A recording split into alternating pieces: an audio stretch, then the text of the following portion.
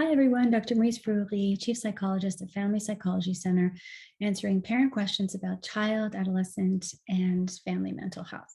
So today's question is actually a question that we receive often from parents, and it is, who should come to the first session?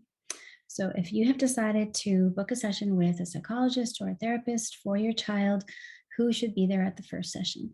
Now, this question is not an easy one to answer because there are differences for each family and each situation, of course, but just some things to consider that may be helpful in you making this decision. And the first one is, are you seeing someone that is able to accommodate more than one client? So some therapists only see their client, an individual child, an individual adult, and don't work with couples or co-parents or families or a parent-child dyad. So it's really important to find out if that's something that they offer so you can have as many options as you need. And the second thing is to consider whether it's possible to go on your own as parents first. And we really recommend this at Family Psychology Center because parents get to speak openly about what's going on for their child. They get to tell us all the background information and just be able to share things that are more difficult, more awkward to talk about, or for their child to be there when they're first filling us in.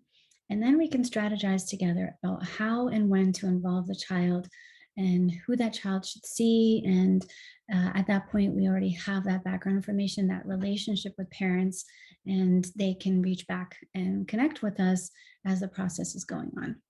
And sometimes we decide to work directly with parents and to keep working with parents throughout the time that a child is being seen, either separately or together. And sometimes parent support is all that's needed, and parents can make the change themselves in the home with the child, and there's no need for the child to attend at all. So because there's so many different options and possibilities, it's great to be able to attend on your own as parents first and talk about these things with your psychologist.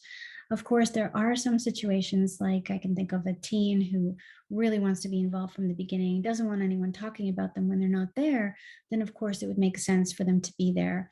But perhaps you can be there as well, and perhaps the psychologist can still give you some time to speak alone to them and give the teen some time to speak alone to them, as well as the rest of the time with you all being there together. So these are some things to consider. Please continue to send us your questions and see you next time.